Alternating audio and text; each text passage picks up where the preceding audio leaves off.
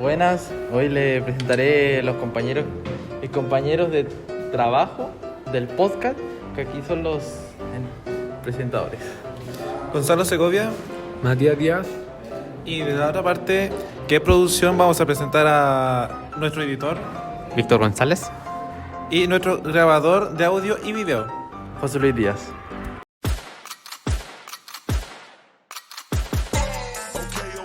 Hola, buenas. Ahora vamos a conversar con el podcast, dando el paso a Marco Antonio Casas. Es el acupunturista aquí en la región de Copiapó. ¿Una introducción?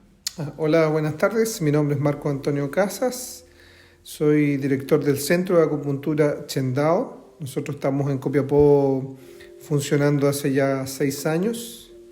Tenemos un consultorio ubicado en el centro de la ciudad y aquí atendemos distintos pacientes en forma diaria, mañanas y tardes, por distintas patologías, entendiendo que esta medicina entiende la enfermedad como un desequilibrio energético.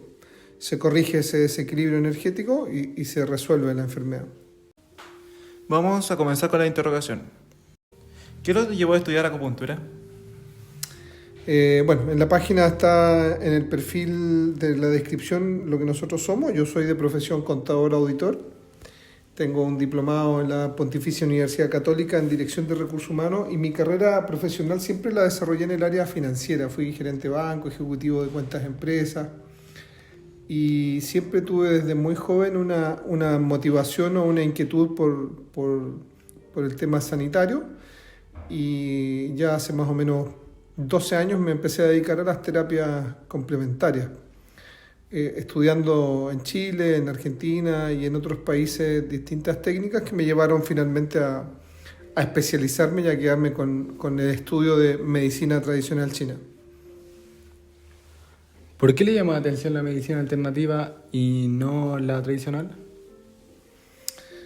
Básicamente pueden haber diversas razones, pero algunas cosas que a mí por lo menos me cautivaron mucho y me llamaron mucho la atención fue la mirada desde las culturas orientales, ¿cierto? Si uno mira Japón, Vietnam, China, la tasa de longevidad es altísima. Ustedes podrían, por ejemplo, mirar o buscar en internet, digamos, las tasas estadísticas de las tasas de cáncer en la población y los resultados son de verdad impresionantes entre la diferencia entre Occidente y Oriente. Parte de esa gran diferencia tiene que ver con la medicina que ellos practican, que es la medicina tradicional china. ¿Cómo explica su área de trabajo? ¿Cómo así? Especifica un poco la pregunta.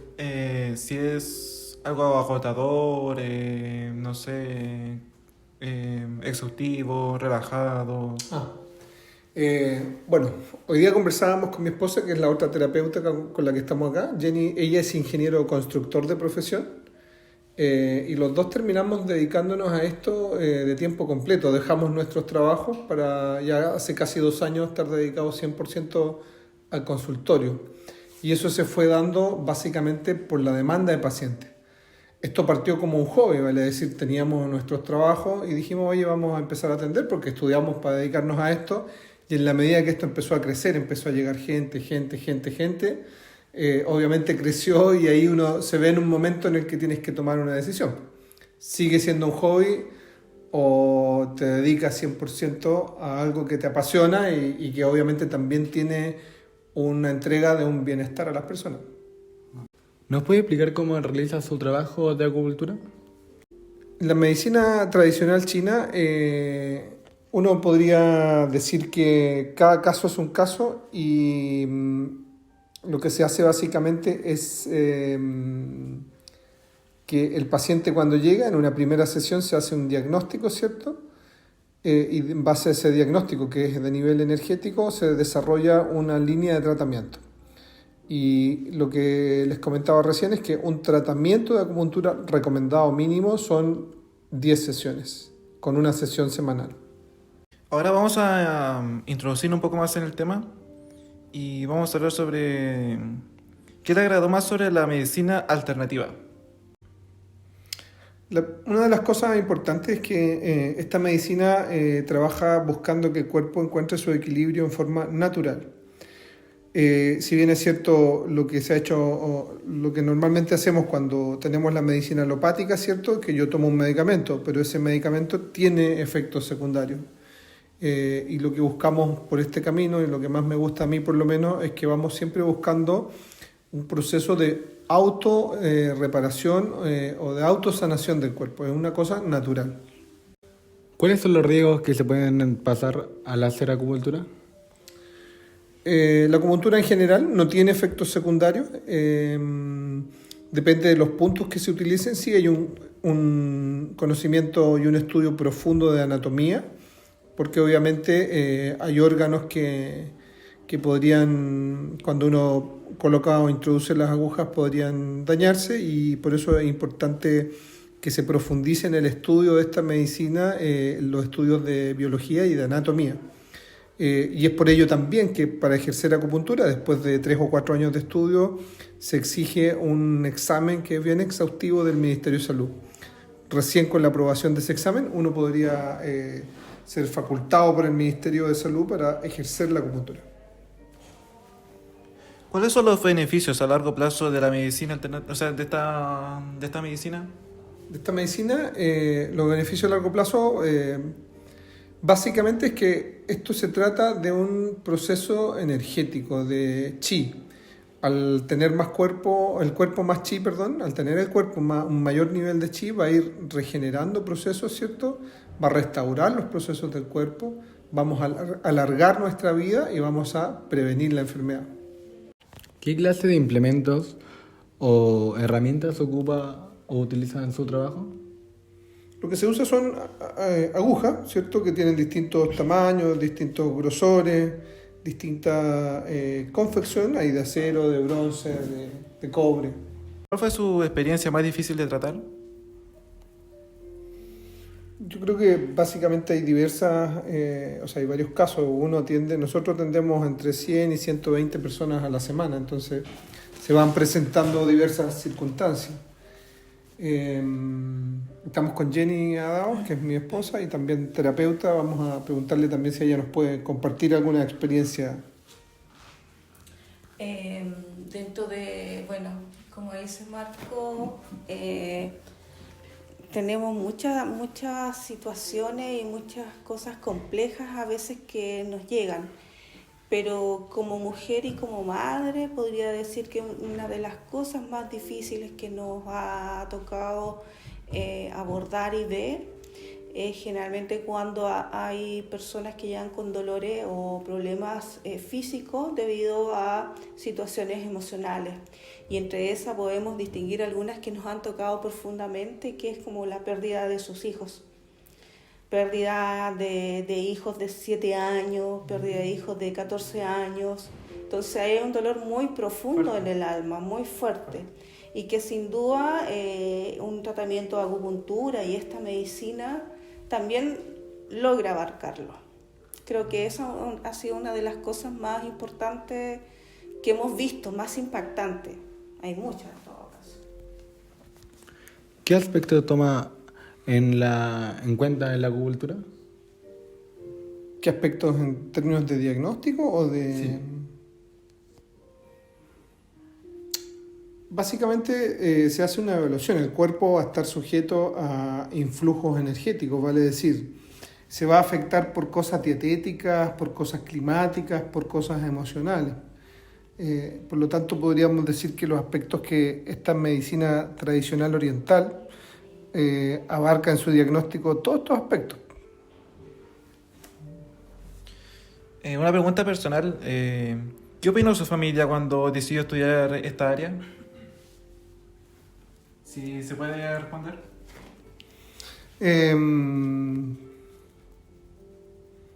Mi familia es Jenny, yo creo que me apoyó siempre desde el principio y partimos como una idea de que era un proyecto, como se les contaba recién, que pensamos que iba a ser como un hobby, ¿no? En un minuto, si miramos hace 8 o 10 años atrás, nunca pensé que íbamos a dejar nuestros trabajos para dedicarnos a esto de tiempo completo.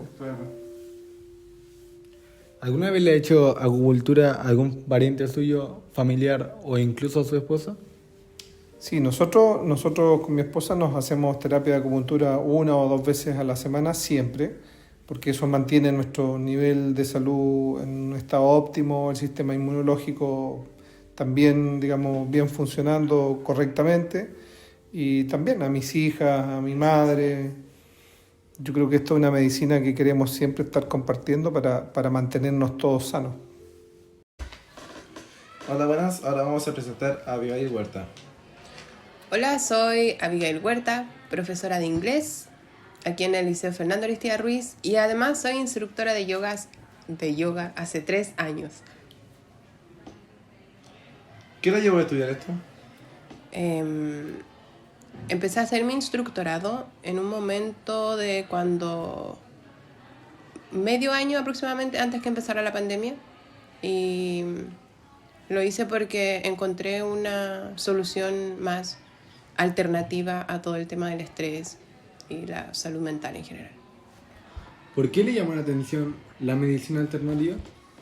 Porque siento que es una medicina que está al alcance de todos y además siento que podemos utilizarla tanto físicamente, emocionalmente, espiritualmente. Por eso siempre me llama la atención, porque es algo mucho más universal y menos invasivo. ¿Cómo explicaría su área de trabajo? Mira, del yoga, claro. Bueno, el yoga funciona como la unión de cuerpo, mente y alma. Por ende son sesiones en las cuales nosotros trabajamos. Bueno, yo practico Hatha Yoga, que quiere decir que trabajamos con la energía en cada tipo de postura. Trabajamos mucho con la respiración. Por ende, por ejemplo, hay sesiones que son especiales para bajar niveles de ansiedad. Hay asanas, que son las posturas que son especiales para trabajar con algunos chakras, para soltar algunas emociones. Entonces, trabajamos con el desarrollo integral de las personas, tanto de manera física como espiritual. ¿Nos puede explicar cómo realiza su trabajo de yoga? Mira, las sesiones constan aproximadamente entre 40 a 45 minutos. Pueden ser grupales, pueden ser individuales. Y se va guiando asana por asana. Siempre es algo muy para todos. Es muy universal, por ende yo siempre practico un yoga muy de principiante, nada muy exigente para que todos puedan acceder. Entonces son pequeñas sesiones de 40 a 45 minutos en las cuales se les da una intención antes de comenzar y así poder desarrollar lo que las personas necesiten. ¿Qué le llamó la atención para estudiar yoga?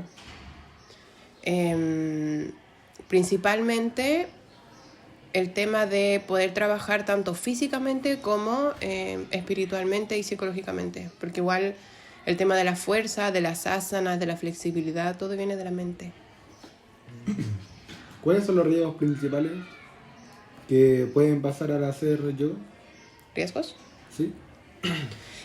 Mira, principalmente si no eres instructor o instructora, ese es el mayor riesgo, porque un curso de yoga no te sirve para poder ayudar a alguien y guiar en una experiencia de yoga. Los riesgos más grandes son cuando las personas tienen esta idea errónea de poder generar asanas, pararte de cabeza, hacerte una super mega postura que es súper difícil sin ver antes qué músculos vamos a utilizar, qué articulaciones van a sufrir más peso. Entonces la gente tiene esta idea, como dije anteriormente, un poco errónea de lo que es el yoga y su exigencia, y en eso hay mucho riesgo, porque cuando el instructor o instructora no es propiamente tal, eso puede poner en riesgo las articulaciones y la salud en general de las personas. ¿Cuáles son los beneficios de la yoga? Bueno, beneficios, podría hablarte yo creo que toda la tarde de los beneficios, pero uno de los principales, sobre todo del Hatha Yoga, que es el que yo realizo, es, bueno, mencioné anteriormente que es la parte física. Hay mucha tonificación, hay mucho... uno mantiene su cuerpo activo sin necesariamente hacer, por ejemplo, 2 horas de gimnasio y 2 horas de pesas, sino que hace 2 horas, pero de movimiento más amigable con tu cuerpo. Y, por ejemplo, no sé, si tienes alguna discapacidad diferente, si tienes alguna complicación a nivel corporal, a nivel articular. También se pueden hacer muchas adaptaciones.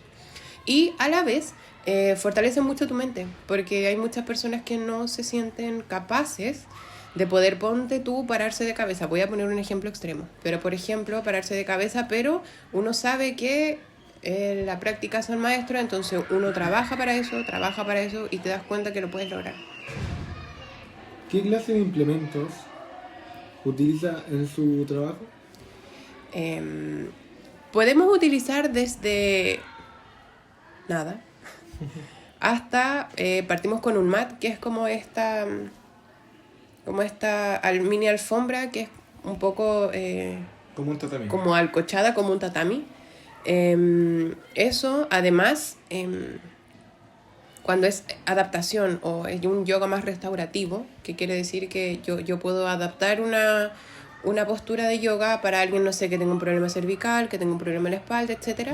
Cuando eso sucede, usamos cintos, que son como uno o dos cuerdas largas, que son más anchas. Usamos bolster, que son... todos son accesorios para poder facilitar eso. Son bolsters, son almohadones grandes, gigantes, como almohadas grandes, unas ruedas que sirven para trabajar la espalda, pero por lo general es ropa cómoda y un mat. ¿Cuál ha sido su experiencia más difícil de tratar? La constancia. Es difícil hacer yoga todos los días. Por ejemplo, yo que trabajo acá todo el día, llego súper tarde, lo practico los fines de semana, en la semana cuando tengo tiempo igual, pero es difícil la constancia por el tiempo, por el cansancio, por el sistema, por un montón de factores que pueden influir. Y además, el hecho de tú querer impartir el yoga y la persona no sentirse lo suficientemente flexible, que no tengo fuerza, que yo no me puedo tocar la punta de los dedos. Entonces, como ese paradigma de enseñanza como del yoga, que tiene que ser de esa manera, la persona lo tiene como tan interiorizado que siente que si no es una persona flexible, que si no es una persona delgada, no puede hacer yoga, y eso es completamente falso. Ni por edad, ni por género, ni por nada. Todos pueden hacer yoga. ¿Usted cree que es un miedo tenerle a no hacer yoga? O sea, como tenerle miedo, o sea, que un caballero, ¿cierto? O un joven le tenga miedo a estirarse o a romperse. ¿Usted cree que es un error? Sí. Tener como ese pensamiento. Sí, más que un error, igual es por la cultura que estamos. Es como, por ejemplo, yo no puedo culparte porque tú me puedes decir, ¿sabe qué? Necesitamos hacer yoga, pero yo ni siquiera puedo tocarme la punta de los pies. Porque uno ve, si tú pones yoga, te sale inmediatamente una tipa tocándose, no sé, la cabeza con los pies, una tipa envuelta o haciéndose como 4 nudos, parándose en una mano. Entonces, la gente ve el resultado final. Pero el yoga en sí es un proceso. Todos partimos, por ejemplo, yo personalmente todavía, tengo un problema lumbar, por ende todavía no puedo pararme de cabeza. Aunque yo quisiera, sé que no es algo apto para mi condición lumbar, pero eso tampoco me impide hacerlo. Entonces siento que, si bien es cierto, es erróneo, es más que nada por una ignorancia social, porque pensamos que hacer yoga es hacer posturas, es pararse de cabeza, es doblarse en 100 partes, cosa que no lo es. Entonces es un poco complicado como poder enseñarle a la gente que quiera partir desde para probar, porque la primera clase uno se da cuenta al tiro que el cuerpo empieza a responder, es mucho más amigable, te quedas mucho más relajado y el ejercicio que hace tu cuerpo es mucho más ameno con tu bienestar. Así que sí, siento que es un error, pero que se puede corregir. Complicado, pero no imposible. Vamos a hacer una pregunta personal. Sí se puede, obvio. ¿Qué opinión tuvo su familia de haber estudiado medicina alternativa? Mira, afortunadamente vengo de una familia de mucha medicina alternativa, partiendo por mis ancestros, mis bisabuelos, mi abuela. Vengo de una familia colla, por ende hay mucho de alternativo, hay mucho de hierbas medicinales, hay mucho de saumerios, hay mucho de cosas de abuelitas, no sé, cremitas y demás. Así que todos muy contentos, todos me apoyan mucho. He hecho yoga con mi familia y que también les gusta bastante, así que tengo la dicha de contar con una familia que me apoya bastante y que estaba muy contento cuando decidí también hacer el instructorado. ¿Alguna vez le he hecho yoga a uno de sus parientes, pareja, hijo, un familiar suyo? Sí. He tratado de hacer, por ejemplo, a mi hermana le gusta el yoga, mi hermana es más pequeña, tiene 18, entonces con ella lo intento. A mi abuela igual, ella tiene complicaciones porque tiene, no sé, artritis y todo lo demás, pero he tratado de repente, no sé, me duele tal parte y tratamos de hacer algunas asanas, algunos estiramientos que le puedan ayudar, algunas adaptaciones, lo mismo con mi mamá, mi papá. Entonces igual trato de que sea una medicina alternativa muy llevadera y que todos puedan participar. ¿Ha tenido alguna experiencia de trabajo difícil? Por ejemplo, algún paciente que haya tenido un caso difícil. Así como difícil, no, pero por ejemplo en alguna sesión me tocó que alguien no quiso seguir haciendo la clase porque su miedo a intentarlo lo bloqueó. Entonces no, es que yo no puedo, y yo sí, pero es que no es necesario que te toques los dedos, ponte tú de los pies como yo siempre voy partiendo por niveles, entonces no, es que no puedo, no, es que me duele, entonces como que no. Es como lo que le pregunté antes. Exactamente, se bloqueaba. Su miedo mismo no lo hacía intentarlo, porque obviamente te pones a primera, no te vas a tocar los dedos de los pies, pero tal vez te puedes tocar la rodilla con la espalda recta, o tal vez puedes solo quedarte con la espalda recta, o tal vez los muslos de espalda recta, pero ir así de a poco trabajando. Entonces su negatividad, su miedo, su bloqueo hizo que se saliera de la sesión, y bueno, ante eso yo obviamente no obligo a nadie, ni nada se hace por presión. Entonces ¿realiza algún otro tipo de medicina alternativa o le gustaría aprender? Sí, además de ser instructora de yoga, soy sonoterapeuta. Trabajo con las vibraciones de los instrumentos como el cuenco, los cuencos de cuarzo, de metal, con las campanillas. Hay unos tinchas que son unas campanillas tibetanas también, que son para eso. No sé si conocen un poco los bong, que son como estos discos grandes de los Zoom, así, cuando hacen eso, ya, ese tipo de esto.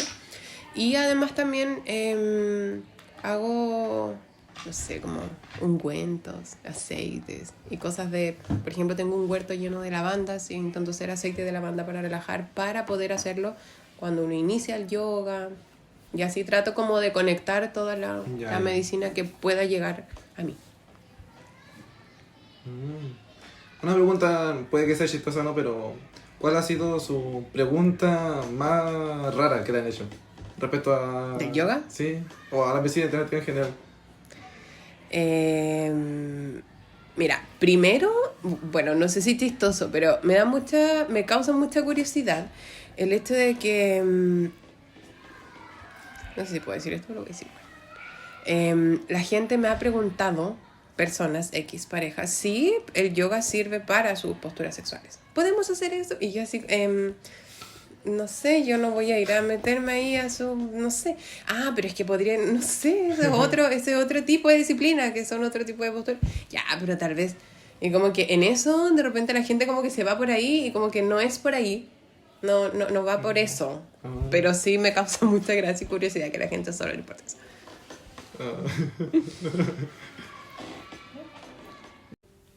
Ya, yo creo que con esto podríamos finalizar nuestro podcast. Nosotros somos Gonzalo Segovia, Matías Díaz, José Luis Díaz, Víctor González. Este ha sido el fin de nuestro podcast.